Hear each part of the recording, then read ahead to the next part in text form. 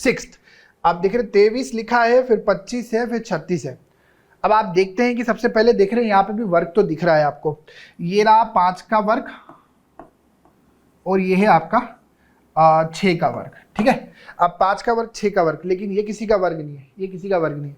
लेकिन यहाँ पे इसके अंदर लॉजिक क्या लग रहा है, चलो पहला लॉजिक तो ये है कि 23 में जैसे मैं 2 जोड़ दूंगा कितना बनता है 25, तो यहाँ पे 36 में 2 जोड़ के आता है 38, 38 कहीं दिख रहा है क्या, 38 तो कहीं भी नहीं दिख रहा, ठीक है। अब दूसरा लॉजिक ये हो सकता है जो कि इसमें लगा है, वो ये कि जब इन दोनों अंकों को आपस में जोड़ दिया जाएगा, क्या है 2 और 3 को जैसे ही मैंने आपस में जोड़ा कितना आएगा 5, और उसका वर्ग जैसे ही कर दूंगा तो कितना आ जाएगा 25, और वही आगे लिखा हुआ है। ये एक और लॉजिक मेरे को मिला, पता नहीं है आगे फॉलो होगा कि नहीं होगा। तो पहले में जो संख्या लिखी हुई है उसके अंदर के जो भी दोनों अंक देके रखे हुए उनको यदि आपस में जोड़ दिया जाए, उसके बाद उसका वर्ग कर दिया जाए तो 25 आ जाता है, ठीक है। तो यहाँ पे मैंने देखा 36 लिखा है, तो 3 और 6 को मैंने जैसे ही आपस में जोड़ा, उसका वर्ग किया, तो 9 का वर्ग करने पे कितना आएगा 81, 81। क्या दिए गए ऑप्शन में कहीं मिल रहा है, बिल्कुल मिल रहा है 81, इस पर टिक करो और आगे बढ़ो। तो इसी तरीके से आपको सारी अप्रोचेस लगानी है।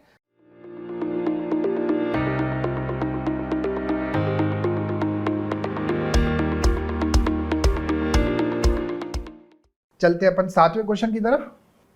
ये आपका 7वां क्वेश्चन। तो सबसे पहली चीज मैंने आपको श्रृंखला में भी एक बात बोली थी, वो ये कि कभी भी आपको पॉइंट ऑफ फ्रैक्शन मिले तो या तो आप एक काम करो कि पॉइंट को रहने दो, फ्रैक्शन को पॉइंट में कन्वर्ट करो, या पॉइंट को भी फ्रैक्शन बनाओ आप। तो मैं एक काम करता हूं कि इसको कोशिश करता हूं जो कि इजीली बन जाएगा पॉइंट में बनाने जाऊं तो इसको अगर मैं पॉइंट बनाऊं तो ये हो जाता है 3.25,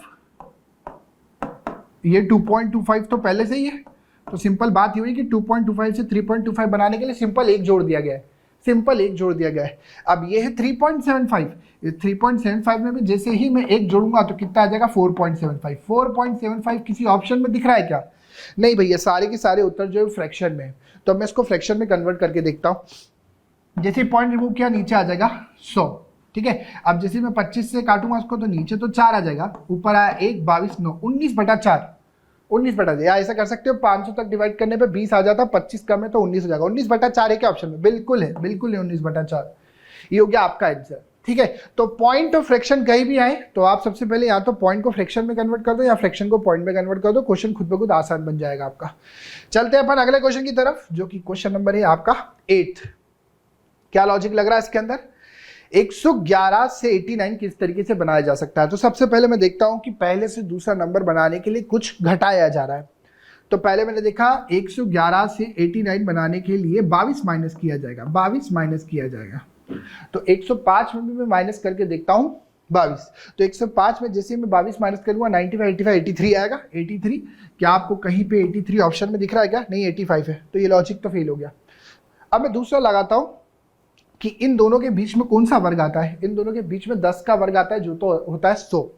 तो हुआ ये है यहाँ पे 100 मतलब 10 का वर्ग किया है, उसमें 11 जोड़ दिया है तो ये आ गया है, और 10 का वर्ग करके 11 घटा दिया है, उसमें आ गया फिर ये 89, ठीक है।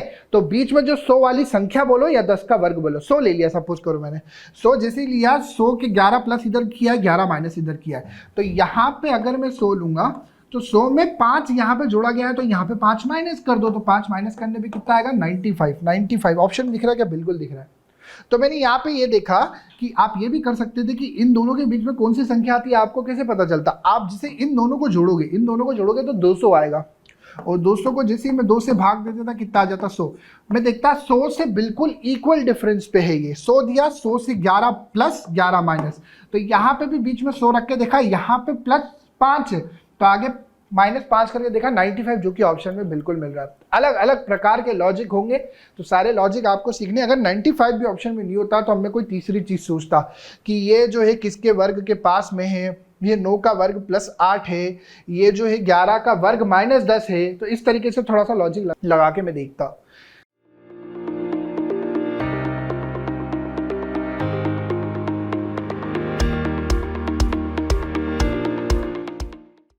चलते हैं अपन अगले क्वेश्चन की तरफ, जो कि क्वेश्चन नंबर है 9।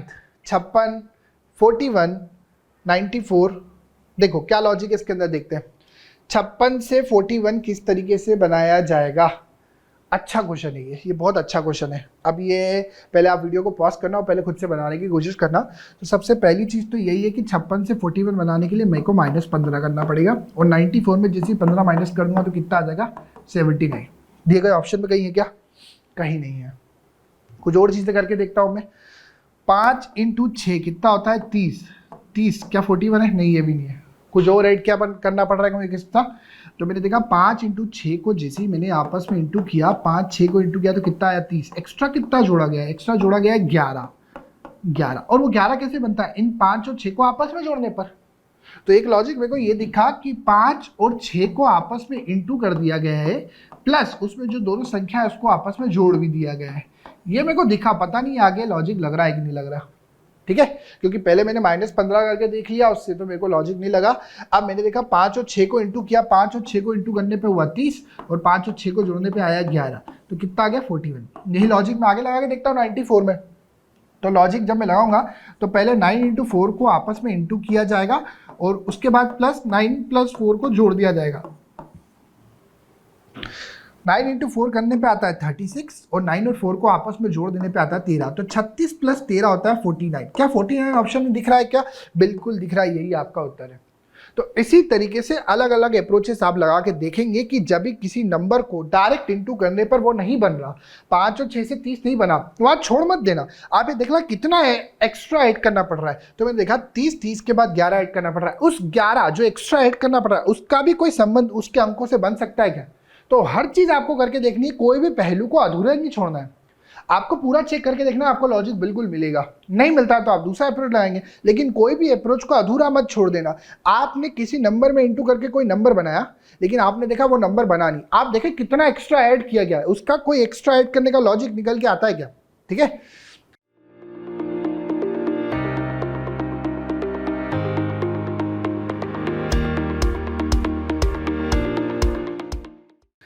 चलते हैं अपन अगले क्वेश्चन की तरफ, क्वेश्चन नंबर 10वीं की तरफ।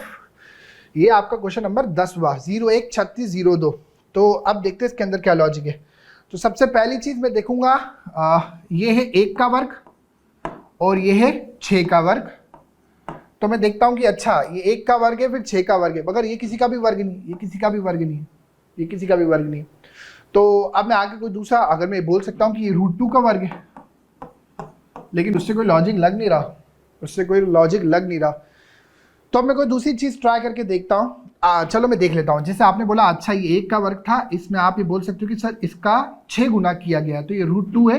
√2 को भी अगर मैं 6 से इंटू कर दूँ और उसका वर्ग कर दूँ तो यहाँ पे सॉल्व करने पे कितना आएगा? √2 का वर्ग तो 2 ही हो जाएगा, और ये जाएगा 36, 36 2 72। ऑप्शन में मिल रहा है कि नहीं मिल रहा? तो ये लॉजिक तो नहीं लगा।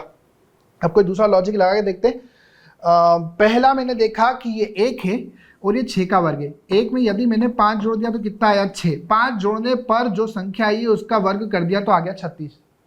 तो यही मैं इस पे भी करके देखता हूँ। 02 में जैसे 5 जोड़ा कितना आएगा? 07, या 7 बोल दो, इसका वर्ग जिसे कर दिया कितना आ जाएगा? 49। क्या ऑप्शन में दिख रहा है क्या 49? बिल्कुल दिख रहा है। तो पहली चीज मैंने करके देखा कि 1 का वर्ग है, ये 6 का वर्ग है। तो 1 का वर्ग 6 का वर्ग कितना कर दिया है? डबल।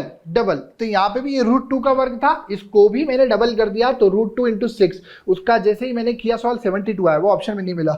ये 1 का वर्ग है, 1 में जैसे ही जोड़ दिया मैंने, अब वर्ग नहीं देख रहा हूं मैं, ये और ये वर्ग नहीं है। ये 1 में 5 जोड़ा 6 का वर्ग 36, 2 में 5 जोड़ा 7 का वर्ग 49, 49 वो ऑप्शन में मिल गया।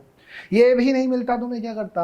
कोई तीसरा अप्रोच लगाता। हार तो मानता नहीं। ठीक है, अलग अलग अप्रोचेस लगाने के बाद ही आपको समझ में आएगा कि कौन सा अप्रोच लग रहा है। सबसे पहली चीज। दूसरी चीज, कभी भी आप क्वेश्चन खुद से सॉल्व कर रहे हैं घर पे, आपको लग रहा है यार ये क्वेश्चन बहुत डिफिकल्ट है, मुझसे बन नहीं रहा, सॉल्यूशन देख लूं, कभी मत देखना। जितना बचोगे उतना बनोगे। जो क्वेश्चन आपको रोकेंगे वही आपके कंसेप्ट को इंप्रूव करेंगे, वही आपकी प्रिपरेशन को स्ट्रॉन्ग करेंगे। वो बोलते हैं ना, नदी की धार भी वहीं तेज होती है जहां उसे रुकावट मिलती है। तो जो क्वेश्चन आपको रोकेंगे वही आपके कंसेप्ट को इंप्रूव करेंगे, वही आपको स्ट्रॉन्ग करेंगे। जैसे कि बहुत से क्वेश्चन, सपोज करो आप 1 घंटा बैठे, 1 घंटे में आपने मैथ्स के 50 क्वेश्चन लगा दिए, और सभी क्वेश्चन ऐसे थे जो बनते चले गए, एक ने भी आपको चैलेंज नहीं किया, तो सीखा क्या? माना प्रैक्टिस कर ली, सीखा क्या? वो क्वेश्चन जो आपको रोकेंगे वही आपको बनाएंगे। तो ये आदत कभी भी मत डालना कि कोई सा क्वेश्चन आपसे नहीं बन रहा तो आप इजीली पीछे से सॉल्यूशन देख लेने, नहीं।